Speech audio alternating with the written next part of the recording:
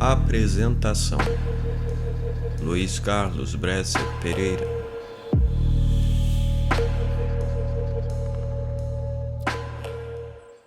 A grande desordem de que nos fala Luiz Alberto Muniz Bandeira neste livro é a desordem das relações internacionais e a confusão interna em que estão imersos os Estados Unidos. É a desordem principalmente no leste da Europa, e em particular na Ucrânia e no Oriente Médio, cuja principal causa são os Estados Unidos e a decadência da democracia neste país. Não obstante, essa superpotência exporta democracia para o resto do mundo, mesmo que isto tenha que ser feito através da guerra, ao mesmo tempo que internamente sua democracia, que após a Segunda Guerra Mundial era a mais avançada do mundo, declina.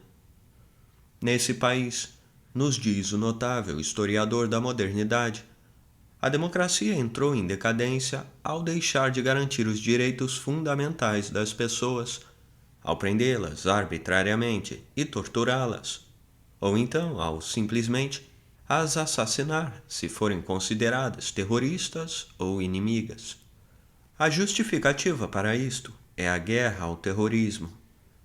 As verdadeiras razões são a determinação de ocupar o mercado interno dos demais países com seus financiamentos e investimentos diretos e a inconformidade da grande potência com a emergência de outras potências que não estão sob sua esfera de influência. Mas Muniz Bandeira não fica no plano teórico. Pelo contrário, ele mergulha na prática ao citar documentos e mais documentos, e entrevistas e mais entrevistas que levantou para escrever A Desordem Mundial. Para ele, o que ocorreu nos Estados Unidos foi um processo de mutazione dello Stato, de democracia para oligarquia e de ditadura do capital financeiro, que está associado ao aumento das desigualdades internamente desde os anos 1980 e ao aumento da competição representada pelos países em desenvolvimento ao se tornarem exportadores de bens manufaturados e serviços, em particular a China e a Índia. Em vez de aceitarem um mundo multipolar, no qual os Estados Unidos serão por muito tempo o ator principal, eles adotam políticas que tornam o mundo mais inseguro e desordenado. Março de 2016.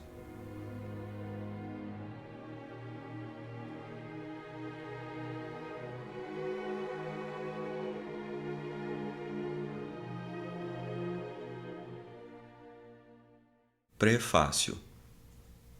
Antônio C. A. de Souza Lara. O professor Dr. Luiz Alberto Muniz Bandeira criou mais uma grande obra. Na sua humildade acadêmica, pede-me que a prefacie, o que compreendo. Eu faço parte da sua corrente de pensamento e metodologia. A questão central está no método que compreende necessariamente, a meu ver, 1. Conhecer a história pertinente e em profundidade. 2. Retirar dela as lições de vocação estruturante e permanente. 3. Procurar a raiz econômica de todas as causas. 4.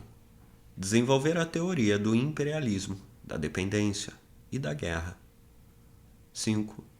Conhecer a geopolítica pura e a geopolítica dos interesses. 6. Praticar a análise do contraditório. E, sobretudo, 7. Ser livre, pensar livremente, custe o que custar, querer ir mais além. Esta obra vai à procura das raízes da desordem mundial contemporânea. Em certa medida, constitui uma pesquisa genealógica, uma vez que a descoberta das causas do desconcerto obedece a um processo equivalente ao da descodificação genética. As características não se perdem na causalidade, permanecem no DNA dos efeitos. A ideia brilhante e atrevida de desenterrar o fascismo norte-americano com este método produz efeitos impensáveis. Não há e nunca houve interesses neutros, e os interesses que movem bilhões de dólares nunca o foram, por maioria de razão. A dialética capitalista transnacional criou, depois, não só a OTAN, como a Guerra Fria. Para quê? Está explicado nesta obra admirável. Que repercussões tiveram estes macroprocessos nas pessoas singulares e nas classes sociais? Está igualmente explicado. Como se estruturou a partir daqui a plutocracia, internamente falando, mas sobretudo em âmbito internacional? Há que ler o que fica escrito. Este sistema é um sistema de causalidade circular, autossustentado, contínuo, avassalador. Conduz à crise de 2007-2008 que estava prevista por muitos. E como sobreviveu o DNA do fascismo norte-americano, referenciado depois do 11 de setembro? O que sucedeu com a invasão do Iraque e em Guantánamo? Como é que os fatos fascitizantes derrotaram os ideais garantísticos e liberais dos pais fundadores? Na lógica dialética, é preciso perceber o contraditório, ou seja, as antíteses, ou seja, ainda, as ameaças a esse sistema. Daí a inevitabilidade da referência concertada à Rússia, Irã, Coreia do Norte e China, perante a expansão da OTAN e o novo formato do imperialismo ocidental. Daí que as questões conexas sobre a debacle da União Soviética, sobre a Ucrânia, a Geórgia, o Afeganistão, o Médio Oriente e a África. Um dos pontos que mais ressalto resulta da análise sobre a ignorância norte-americana dos seus adversários. Esta incapacidade histórica, reiterada, de perceber antropológica e sociologicamente os outros, amigos e inimigos, e constitui um dos principais calcanhares de Aquiles do Ocidente em geral e dos Estados Unidos em particular. Esta incapacidade leva a cometer erros sucessivos de que, como solução, resulta deitar dinheiro inútil sobre os problemas que criaram. Agora se chamaram os privados para pagar a guerra fora das estatísticas e do controle parlamentar. Os diplomatas são os políticos assessorados que subscrevem acordos que mal se cumprem. O regresso à história, nas partes finais do livro, faz neste método todo o sentido. O método propõe o eterno regresso à história crítica, à geopolítica e à teoria política. A dificuldade está em fazer isto mesmo, como o faz com mestria ímpar o professor Muniz Bandeira. Este livro constitui mais um marco na explicação do mal que nos vem acontecendo e cria raízes para perceber o que nos espera. Ao caríssimo Luiz Alberto Muniz Bandeira, quero agradecer mais esta lição sublime, e a lição de resistência, de liberdade, de força, de combate, de galhardia, de nobreza de espírito, de resistência contra tudo e contra todos, sairá. Ao Brasil, quero felicitar pela obra deste imortal acadêmico. Ditosa pátria que tal filho tem. Nota: professor catedrático do Instituto Superior de Ciências Sociais e Políticas, senador e presidente do Conselho Científico da Universidade de Lisboa.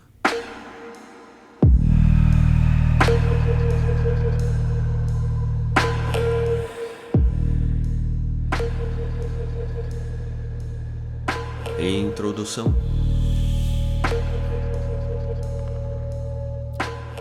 E de lá vêm mulheres muito sábias, 3 do mar sentam-se embaixo do freixo. Uma chama-se Urde, a outra Verdande, e talham a madeira da árvore. A terceira, Skuld. Elas determinam a lei, repartem a vida dos filhos dos homens e auspiciam seu destino. Voluspa, predição da vidente.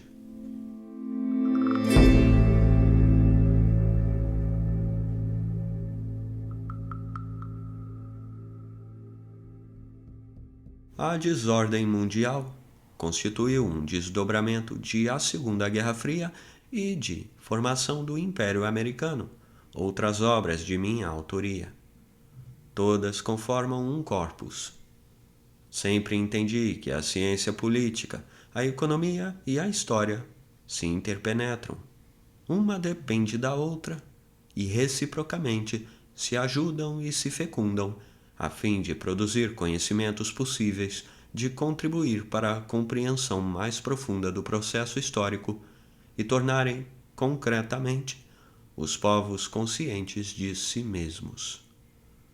Um antepassado meu, o filósofo Antônio Ferrão Muniz de Aragão, de 1813 a 1887, que foi discípulo de Auguste Comte, 1798 a 1857, e um dos introdutores do positivismo no Brasil, escreveu que, para conhecermos a fundo a história, não devemos nos contentar com a classificação cronológica dos fatos, mas comparar o encadeamento dos acontecimentos em diversas nações e o progresso da civilização em cada época.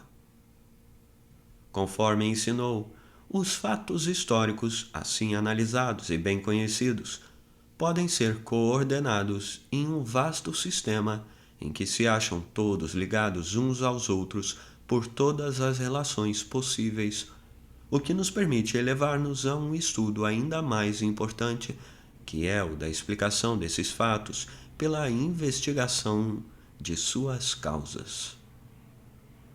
O capitalismo espraiou no processo de acumulação e expansão mundial uma teia que emaranhou econômica e politicamente todas as regiões industrializadas, agrícolas, pré-capitalistas e não capitalistas, em um todo global, um sistema de vasos comunicantes, e tornou as sociedades interdependentes, apesar e ou em consequência da diversidade de seus graus de progresso e civilização. A economia mundial constitui, portanto, uma realidade superior, não um conjunto, uma soma, uma teia de economias nacionais. E a ciência política necessita estudar a ontogênese do Estado no processo da opressiva acumulação do poder capitalista, que não apenas se nega nas mutações quantitativas e qualitativas, mas igualmente anula a negação ao longo da história e da evolução da economia mundial. Somente assim se pode alcançar e compreender a natureza íntima de um fenômeno social e político, sua determinação essencial e estrutural, e não apenas a acidentalidade, os epifenômenos de conjuntura Begleiterscheinungen, palavra alemã que significa efeitos colaterais. Casualidade não existe, porém causalidade. Os fatos acontecem por alguma causa que muitas vezes se desconhece. Encadeiam-se na sua evolução, e alguns elos, como na natureza, entrelaçam-se e não geram outro movimento que corte os nexos de necessidade e impeça a determinação da cadeia infinita da história. Essa lição provém de Titus Lucrécius Carus, 99 a.C. a 55 a.C., em sua obra De Rerum Natura. Como bem formulou Hegel, a compreensão dos acontecimentos que fluem e do seu desdobramento no futuro requer, portanto, o conhecimento do passado como substância real do presente, em que possibilidades e contingências se esboçam, a suprimir e a conservar as contradições intrínsecas do processo histórico. O tempo, na mitologia germânico-nórdica, é indivisível. O passado mantém-se vivo e desdobra-se no presente, que flui continuamente como poderosa realidade. Fernand Braudel muito bem ponderou que a história é uma dialética da duração. Através dela, graças a ela, é um estudo do social e, portanto, do passado, e, portanto, também do presente, ambos inseparáveis. Os fenômenos econômicos, sociais e políticos, mesmo quando espontâneos, resultam de mutações quantitativas e qualitativas de múltiplas, complexas e infinitas causas que se entretecem e se encadeiam. Há uma relação recíproca de ação e reação entre os acontecimentos. Daí que temos de estudá-los em todas as suas dimensões ontológicas, sob novos e diversos ângulos, dado que a história evolui a infinito, não de forma retilínea, mas em espiral, e às vezes em curvas, dobras e linhas alternadas. À medida que a economia capitalista mais e mais se globalizou, a entrelaçar e agrupar todas as regiões e países, enredando-os em todo, conquanto em níveis assimétricos, irregulares e complexos, contudo interdependentes, os acontecimentos sociais e políticos quase sempre estiveram, direta ou indiretamente, interconectados. E a osmose ainda mais se acentuou na política internacional, conforme as condições domésticas e diferentes estruturas de instituições e do Estado que se modificaram com a evolução das forças produtivas. O putsch, que derrubou o presidente Viktor Yanukovych em Kiev em 22 de fevereiro de 2014, com o suporte ostensivo do Departamento de Estado dos Estados Unidos, ocorreu enquanto a conflagração na Síria se alastrava após o presidente Barack Obama assumir a condição de ditador universal e ordenar que o presidente Bashar al-Assad must step out, must go out, como dissera ao presidente Muammar Gaddafi antes de bombardear e destruir a Líbia em 2011. O respaldo de Washington ao golpe de Estado na Ucrânia e a oposição na luta armada contra o regime de Bashar al-Assad não visavam ao estabelecimento de nenhuma democracia em qualquer dos dois países. O presidente Viktor Yanukovych fora legal e legitimamente eleito, e seu governo não configurava qualquer ditadura. O regime do presidente Bashar al-Assad, ainda que ditatorial, era laico, havia liberdade religiosa e as mulheres, constitucionalmente, gozavam de todas as franquias. No entanto, ainda que distintos e distantes, esses dois acontecimentos se conjugaram. O transfondo era o mesmo. Os Estados Unidos, após a debacle da União Soviética, arrolaram-se como o único centro do poder mundial, com a ufania do triunfalismo, da divina excepcionalidade, e não trataram a Rússia seriously as a great power, conforme o professor Henry Kissinger comentou em entrevista à revista The National Interest, a salientar que havia emergido no Partido Republicano a New Foreign Policy View was more missionary. It emphasized that America had a mission to bring about democracy, if necessary, by the use of force. Uma nova visão da política estrangeira era mais missionária e enfatizou que a América tinha a missão de levar democracia, se necessário, pelo uso da força, como uma espécie de intolerance toward opposition, intolerância contra a oposição. Essa tendência caracterizou tanto a extrema-direita quanto a extrema-esquerda, e eles mudavam de lado ocasionalmente. Ele acrescentou: democracia imposta pela força nunca seria democracia de certo, mas uma fake democracia, para o domínio do capital financeiro e das grandes corporações industriais. Os ingredientes do totalitarismo, cujas fontes de geração quase sempre se concentraram em Wall Street, assemelhavam-se assim aos que nutriam o nacional-socialismo, o nazismo e a tentativa de expansão da Alemanha sob Adolf Hitler nos anos 1930. E como Kissinger ressaltou, os Estados Unidos, desde a derrota da Alemanha e do Japão em 1945, combateram em 5 guerras. Começaram com grande entusiasmo, mas os falcões did not prevail at the end. Não prevaleceram no final. Perderam todas as 5. O problema, Kissinger apontou, consiste no fato de que os Estados Unidos se recusam a aprender com a experiência.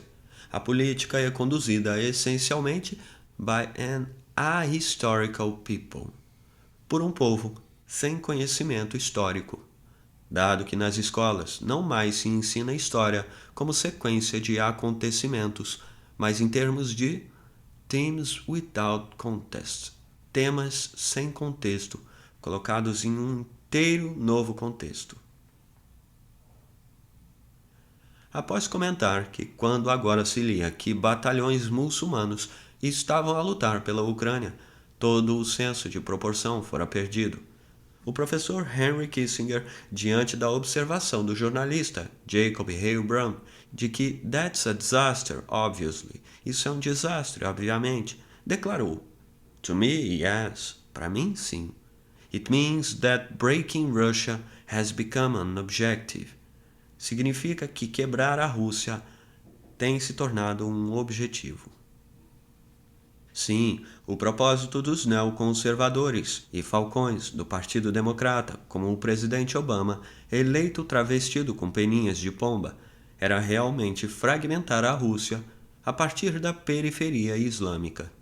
Tratava-se da antiga estratégia do geopolítico Zbigniew Brzezinski, ex-assessor do presidente Jimmy Carter, que julgava que o fundamentalismo islâmico constituía importante arma ideológica não somente para impedir que a influência comunista se expandisse nas regiões do Oriente Médio, África e Oceano Índico, como também para incitar, nas repúblicas asiáticas da União Soviética, a revolta contra o governo de Moscou.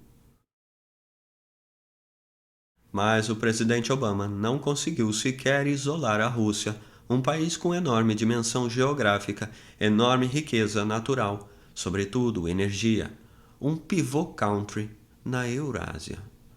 O jornalista Jacob Heilbron comentou então sobre o retorno, pelo menos em Washington D.C., de neoconservadores e falcões liberais, decididos a quebrar a espinha dorsal do governo russo.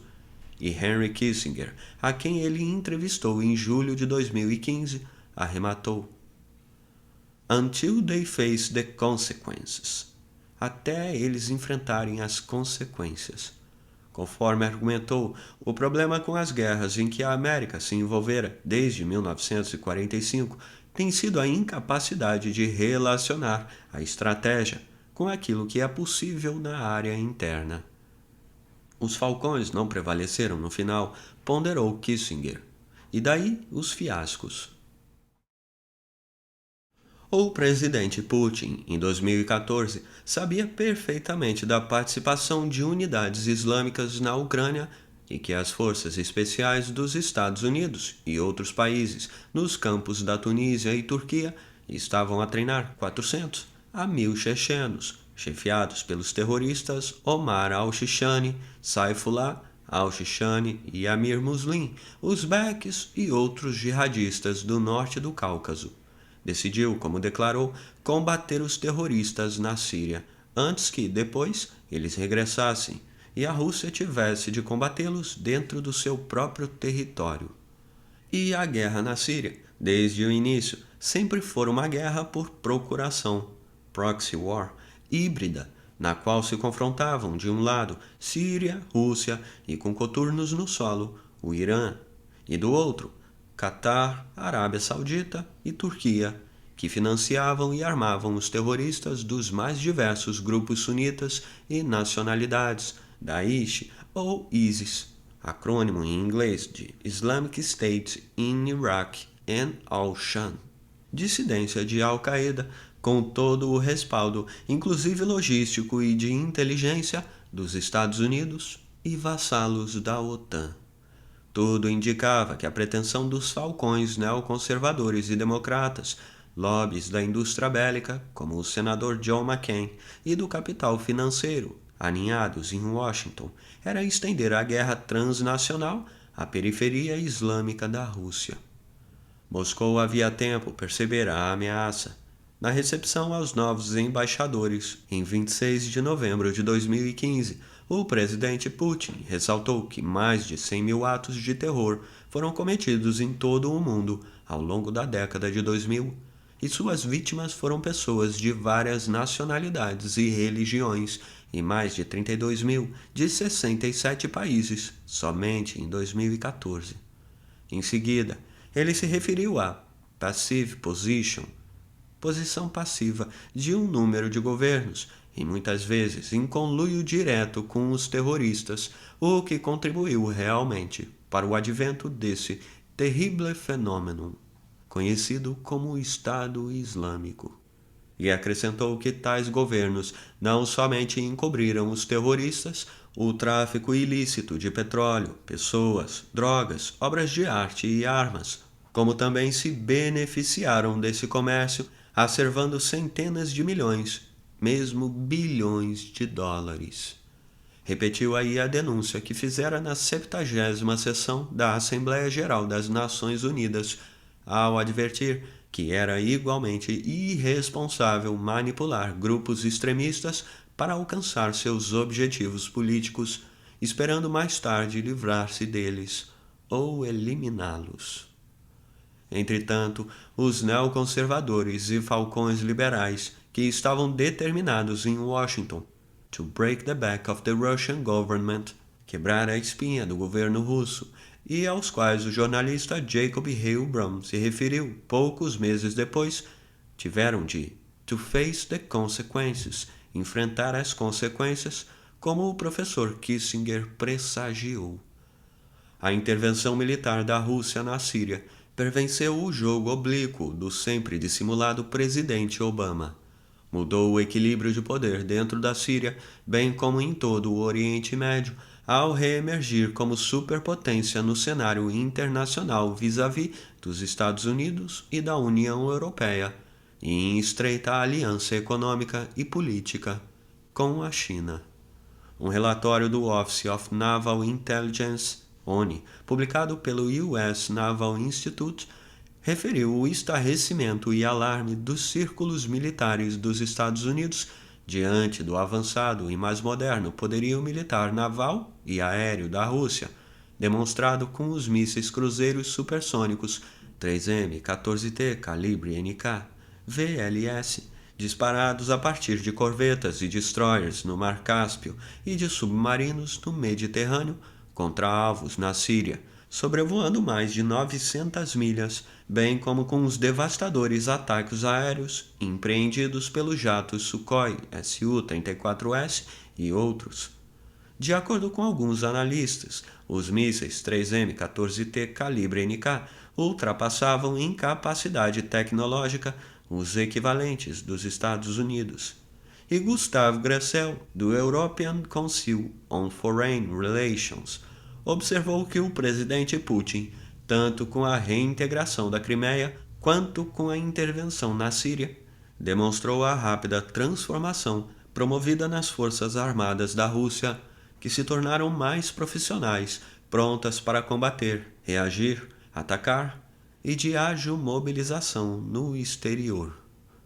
Os ataques efetuados pela aviação de combate e pelas unidades navais da Rússia contra as fortificações e instalações do Daesh ou Estado Islâmico permitiram que as tropas do exército árabe sírio, juntamente com as forças do Irã, intensificassem vitoriosamente a ofensiva por terra e reconquistassem grande parte do território do país. De 25 a 29 de dezembro de 2015, em apenas 4 dias, a aviação da Rússia, em 164 sortidas, destroçou cerca de 556 fortificações dos terroristas localizadas nas províncias de Alepo, Idlib, Latáquia, Hama, Homs, Damasco, Der ez-Zor e Raqqa. 3 importantes planaltos em Kobani e Sirmania também caíram sob o controle das forças de Assad. E a Rússia fez avançar o mais poderoso sistema de defesa antiaérea antimísseis S-400 instalados em Kenmin, cada vez mais para a fronteira da Síria com a Turquia, a fim de prevenir qualquer outra emboscada por parte de Ankara. Estou a escrever esta introdução em meio a acontecimentos políticos que se transmudam, transfiguram-se como as nuvens no céu, e futurum verum obscurum. A decapitação do clérigo xiita Sheikh Nir al-Nir, entre 47 acusados de terrorismo em 2 de janeiro de 2016 pela tirania wahhabista de Riad, visou provavelmente a escalar as tensões no Oriente Médio, principalmente com o Irã, a dimensões imprevisíveis no momento em que o Daesh perdia e recuava na Síria e no Iraque e não conseguia esmagar o Houthis, seita xiita, ainda a ocupar Sanaa, a capital, e o oeste do Iêmen.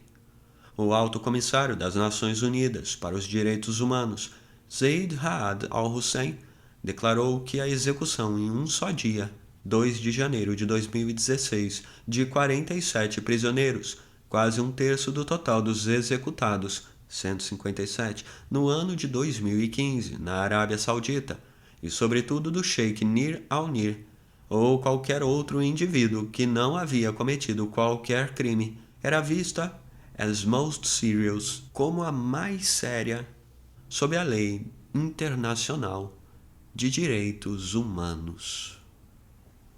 É esse país, a Arábia Saudita, o mais corrupto e despótico do Oriente Médio, que coartuou drasticamente as liberdades de expressão, reunião e associação, além de reprimir quaisquer opiniões contrárias ao regime wahhabista, encarcerar e executar seus críticos e dissidentes pacíficos. O aliado dos Estados Unidos, e suporte há mais de 4 décadas de sua política perniciosa e destrutiva dos regimes laicos, ainda que ditatoriais, na região existentes. Entre outubro de 2010 e outubro de 2014, Washington firmou com a tirania de Riad contratos no valor de mais de 90 bilhões de dólares para o fornecimento de aviões e os mais variados armamentos, de acordo com o Congressional Research Service. Porém, como escreveu William Shakespeare em Time of Entente, ouro, amarelo, brilhante e precioso. Assim, muito disso fará preto branco, sujo justo, errado certo, vil nobre, velho jovem, covarde valente. O ouro negro, petróleo por armamentos, convertia para Washington o mais despótico regime da Arábia Saudita na mais justa e exuberante democracia do Oriente Médio, onde os direitos humanos eram rigorosamente respeitados. E o presidente Obama jamais diria que o rei must step out, must go, como fizera com o coronel Gaddafi e Bashar al-Assad. Pelo contrário, armava-o com o mais moderno material bélico produzido pela indústria dos Estados Unidos. E o mesmo faziam a Grã-Bretanha, a França, a Alemanha. Contudo, conforme a avaliação do BND, o Serviço de Inteligência da Alemanha, a Arábia Saudita representava um risco de tornar-se a maior influência desestabilizadora no Oriente Médio.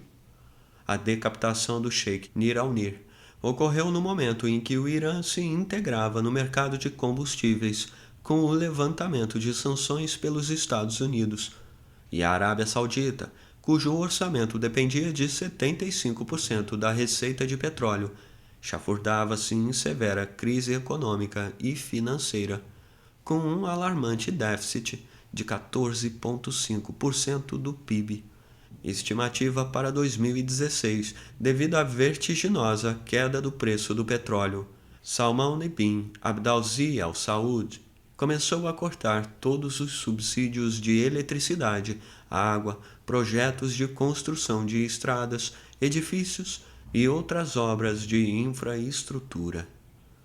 Consequências haveria, sobretudo depois que multidões enfurecidas incendiaram no Irã a embaixada da Arábia Saudita, provavelmente sem que o governo tentasse reprimir, o que serviu como justificativa para que a tirania wahhabista de Riad rompesse relações com o governo islâmico xiita de Teherã e alinhasse com ela outros países sunitas. Assim, a execução do Sheikh Nir al-Nir também teve, possivelmente, o propósito de modificar o confronto econômico e geopolítico ao acentuar internacionalmente o secular caráter sectário, sunitas versus xiitas, de modo a isolar o Irã entre os países islâmicos e dificultar sua participação nas conversações de paz sobre a Síria e o Iêmen. A provocação da monarquia saudita começara quando seus caças bombardeavam a população civil do Iêmen e atingiram a embaixada de Teherã em Sanaá.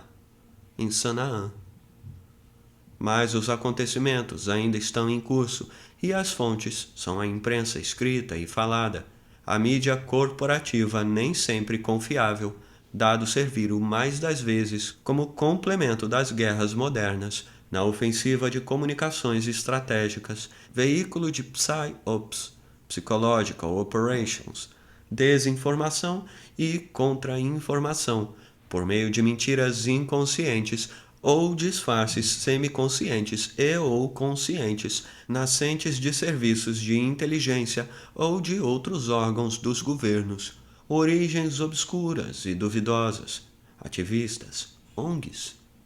A distorção, fabricação e falsificação de fatos, a corromper palavras como democracia e etc., e a omissão de notícias são sua virtual essência, visando a manipular a opinião pública e produzir efeitos estratégicos.